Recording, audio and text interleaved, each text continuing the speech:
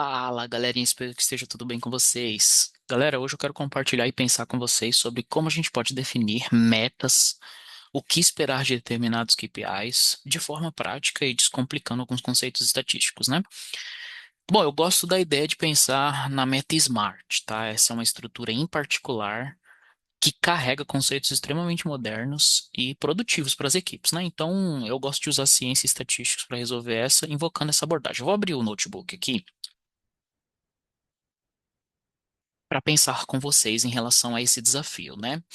Esse daqui foi um desafio, galera, um ensaio científico de uma pesquisa para definição de meta que eu liderei, e eu vou mostrar a estrutura do desafio, né? Como que eu organizei a previsão das análises e como que na prática ela aconteceu. Porque no Discover você entende que existe uma estrutura básica necessária para descobrir esse tipo de informação, mas na prática as coisas podem se desenrolar de outra forma, que foi exatamente o que aconteceu nesse ensaio. Foram necessárias outras análises que não estavam previstas, né? O KPI aqui que a gente está falando é o KPI chamado TMA. Ele é muito conhecido para pessoas que lidam com atendimento, mas dependendo da sua indústria você não conhece. É observado por diversas indústrias, é o tempo que leva um atendimento a ser iniciado e finalizado. É muito importante para falar de performance, produtividade, capacidade de atendimento, nível de serviço. É muito importante esse KPI. Capacity, desdobramento, ele alimenta diversas coisas da estratégia, é muito importante. Bom, legal. Nem sempre, galera, a gente tem dados estruturados para analisar isso, né? Isso é mais comum que deveria ser, na verdade, né? Então pode ser que você tenha dados insuficientes, que foi o caso aqui, era 4K de linhas consolidadas. Pode ser que eles não estejam normalizados, pode ser que eles não estejam numa zona de consumo. Ou ainda pode ser que eles não se falam com nenhum outro indicador, não tem correlação com nada. E isso dificulta a análise, né? Por isso que houve uma previsão aqui, né? Então, além de preparar a base de dados, a gente decidiu fazer um bootstrap. Bootstrap é uma técnica que a gente usa para multiplicar o volume de linhas amostrais. Eu vou falar disso já já. Quartilização do grupo, técnicas de quartilização ou quadrantização são extremamente simples de utilizar e eficientes, né? Ideal COPC, a gente também vai falar sobre isso. E uma análise de sustentação, né? Uma análise horizontal dos indivíduos que foram encontrados como ideal, para saber se aquilo realmente é sazonal, aquela entrega, ou se é um padrão daquele indivíduo e a gente pode confiar. E os resultados do estudo. Isso aqui foi o previsto, né, galera? Bom, vamos falar um pouco da apresentação técnica aqui em relação a essa abordagem de meta-COPC. Essa é uma abordagem que utiliza técnicas de quartilização para encontrar a posição de um indivíduo específico, que é o último cara do primeiro quadrante ou primeiro quartil, dependendo da técnica que você use. Então, seja na ordem crescente ou decrescente, que depende do KPI, né? Tem KPI que menos é melhor, tem KPIs que mais é melhor. Então, decrescente ou crescente, tanto faz, vai ser a mesma abordagem. Mas aqui eu fui além dessa estrutura tradicional de meta-CLPC.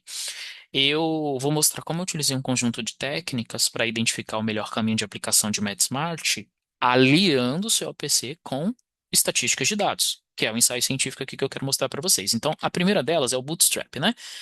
É, a primeira atividade que eu sempre faço nos meus ensaios é proteção de dados, né? Então você vai ver aqui códigos para proteção. Então, em vez do nome da pessoa, vai vir um código, um nome aqui, né? Que é rastreável e tudo mais. Então, isso aqui é um tratamento de dados. Isso aqui eu recomendo que todos façam.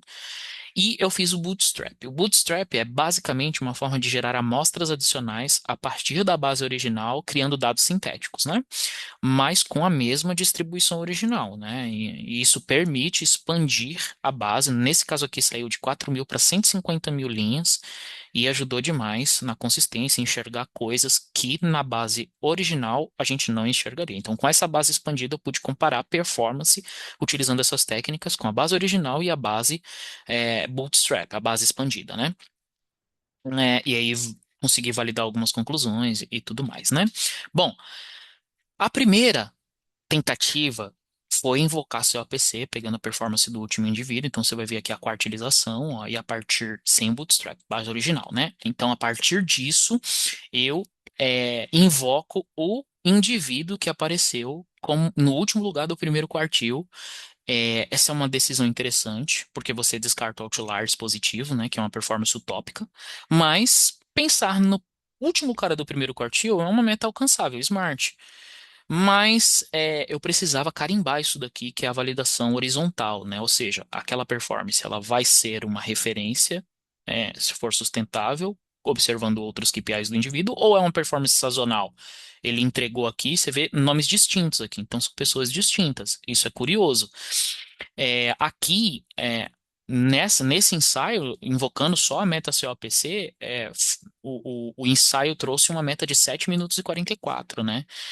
Eu trago uma conclusão aqui e tomo decisões de interpretar essas dispersões, né? A gente vai falar de métricas de dispersão, que outro vídeo eu já fiz sobre técnicas de dispersão mesmo, e métricas de dispersão, coeficiente de variação Six Sigma, amplitude relativa, que são técnicas para identificar a saúde da dispersão. Mas tudo bem, até aqui, excelente. Então, não foi o suficiente para a gente tomar uma decisão interessante sobre a meta ideal, né? Então eu fiz um outro ensaio que foi filtrar alguns valores para esses indivíduos, aí mudou um pouco.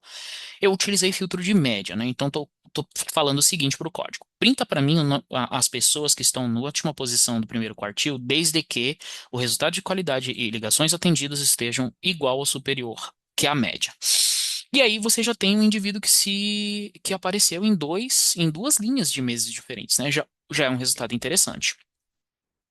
Porém, aqui a definição mostrou 528 segundos, o que dá 8 minutos e 40, o que é particularmente alto demais para uma operação que precisa falar de performance.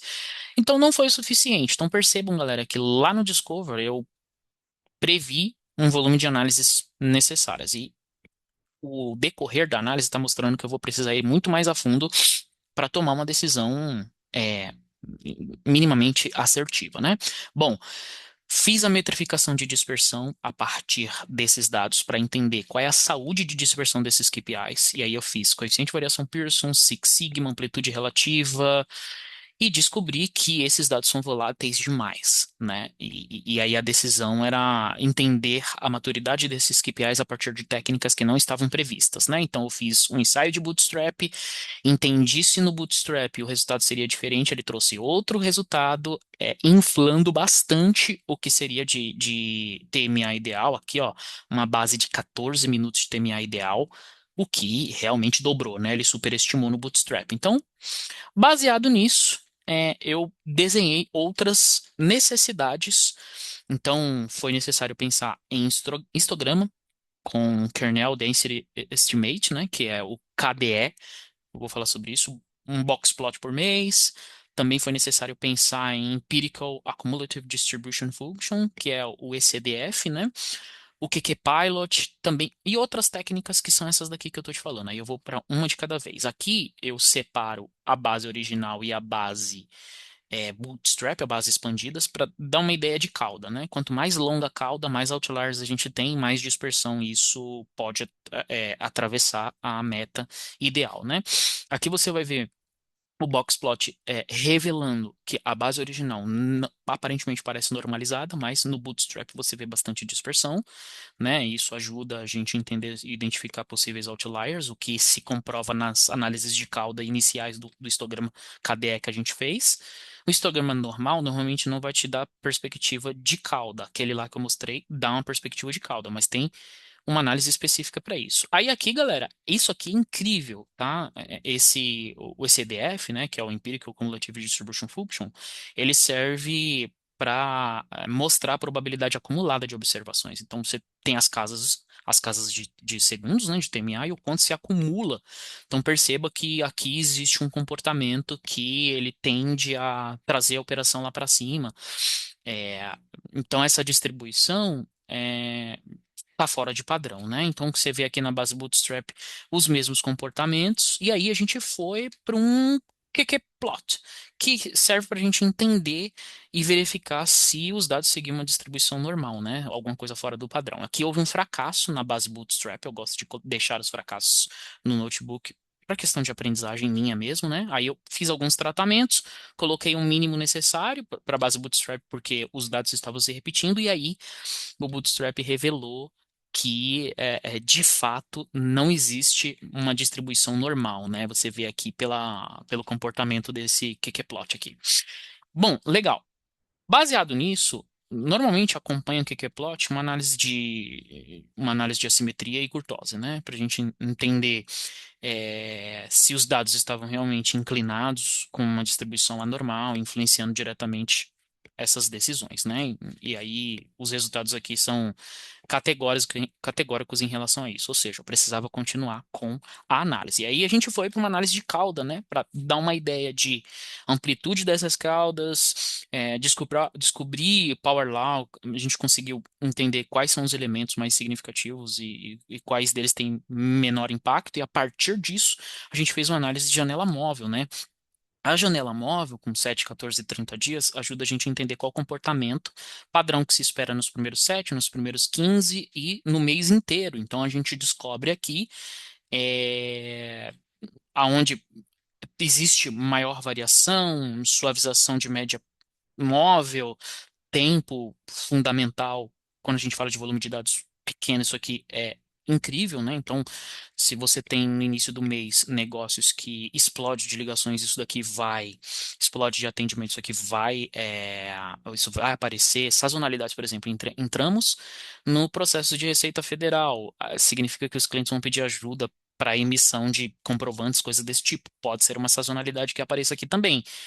Isso alimentou a análise que, na minha opinião, foi a que botou um ponto final, que é uma técnica que a gente fala de clusterização, né? K-means e uma técnica chamada DB-scan. Isso daqui serve para a gente clusterizar a base para identificar padrões escondidos e segmentar os comportamentos dos grupos de dados. E a gente consegue pensar em produzir uma meta que obedeça a esse padrão de recebimento. Então, por exemplo, 70% do que você recebe está acima de 8 minutos. Essa meta ela vai considerar essa ponderação. Só que essa métrica ela tem que ser criada, né? Ela tem que ser produzida, e foi exatamente o que a gente fez aqui nesse ensaio. Então, essa última análise, galera, ela só nasceu por conta de todas as outras análises que foram denunciando esses comportamentos que precisavam ser respondidos a partir de clusterizações, né? Por que clusterizações? Porque como a gente percebeu que os dados eram volúveis, eles podiam ser 0 ou 100, um exemplo, é, significa dizer que ou o skill está mal distribuído ou realmente o cliente digita qualquer coisa para cair com alguém rápido, que é um comportamento extremamente aceitável, mas a gente tem que aprender a lidar com isso através de uma meta que englobe tudo isso, que preveja tudo isso, a partir dos comportamentos de dados que já existem. Então, é extremamente assertivo, me pareceu extremamente assertivo falar de clusterização, abordando essas técnicas. Então, eu clusterizei com dois grupos, três grupos, quatro grupos. Com dois grupos, ele subestimou. Com quatro grupos, ele superestimou o valor a ser considerado. O ideal que eu encontrei foi nesse ensaio, certo? Quando a gente vê um volume de frequência, o maior e o menor se comportando de maneira menos dispersa. Então, isso deu um embasamento. Aí que eu fiz um heat map só para mostrar a correlação com diversos KPIs, mas o que interessa é a conclusão, galera, que eu quero mostrar para vocês. A partir da clusterização desse indivíduo aqui, que é o grupo exitoso, que eu encontrei menor dispersão e mais saúde, eu a gente criou a métrica científica, que é esse indivíduo aqui, que representa o equilíbrio das ranges de TMA, curto, médio e longo, a partir do seu contribution, aonde que aparece, aonde que ele mais aparece, o que é estatisticamente sólido e fácil de explicar num comitê técnico, até para o supervisor que está na ponta operando. Então, é fácil você explicar para uma pessoa que a meta de TMA considera a representatividade da range que você recebe. Então, se você recebe 80% de ligações de range curta, 80% da sua composição de meta tem que ser a partir disso. É exatamente essa abordagem e é fácil de explicar, mas isso só foi possível a partir desses ensaios estatísticos. Então, o que que a gente descobriu? Que a meta equilibrada seria de 6 minutos e 22, a partir dessas descobertas. E aí, galera, preservando qualidade, né? Preservando qualidade e volume de atendidas, porque você pode ter uma pessoa que seja outliers em cima desses outros KPIs, que eu chamo de sustentação horizontal, para ele ser uma referência COPC, e aqui você tem a preservação de tudo isso. Então, preservei COPC, que é uma excelente abordagem, e também carimbei com ensaios estatísticos e técnicas robustas para encontrar uma meta ideal, certo? Tem outras conclusões e técnicas do estudo, por exemplo, existem abordagens, galera, dependendo da estratégia de negócios. Então, por exemplo, aqui, eu coloquei alternativas dependendo da abordagem do gerente da operação. Se ele tiver uma abordagem mais conservadora, então existe uma outra métrica que vai atender essa necessidade conservadora dele. Ele vai precisar de mais posições, ele vai precisar de mais pessoas. É uma abordagem que precisa, eu recomendo super, estar inclusa, porque vai depender da estratégia da pessoa. Isso aqui é uma tomada de decisão. Agora tem outra abordagem mais agressiva. Eu quero que as pessoas entreguem em o menor tempo possível. Preciso reduzir o volume de PAs. Se essa é uma preocupação, então você tem uma outra abordagem mais agressiva, sustentada pela capacidade operacional. Cada uma dessas conclusões estão sustentadas pela capacidade operacional. Nada aqui é achômetro.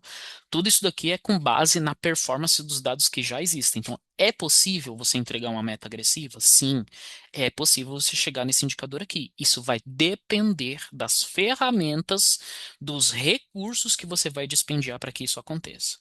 Aí depois de todas essas análises, os resultados não poderiam ser diferentes, né, galera? Foi satisfatório para os stakeholders, a gente conseguiu definir uma meta ideal, que realmente gerou engajamento nas operações, né? Não agressiva demais, também não conservadora demais, uma meta justa, né? Robusta.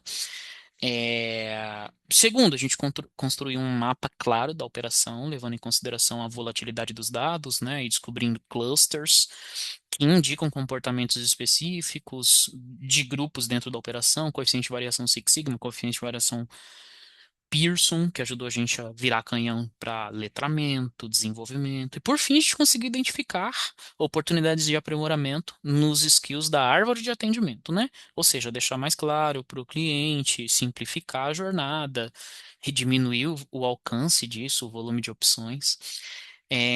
Tem áreas que precisam dessa atenção, desse letramento. Então, esses insights ajudaram a direcionar a estratégia de forma mais eficiente e assertiva. Então, como vocês podem ver, mesmo com dados limitados, com um pouco mais de 4K de linhas, usando as técnicas adequadas, como Bootstrap, por exemplo, tem outras, permutação, tem outras, mas Bootstrap é a mais, é a abordagem mais, vamos dizer assim, usada, né? E outras análises estatísticas é possível a gente alcançar resultados de impacto mesmo, né?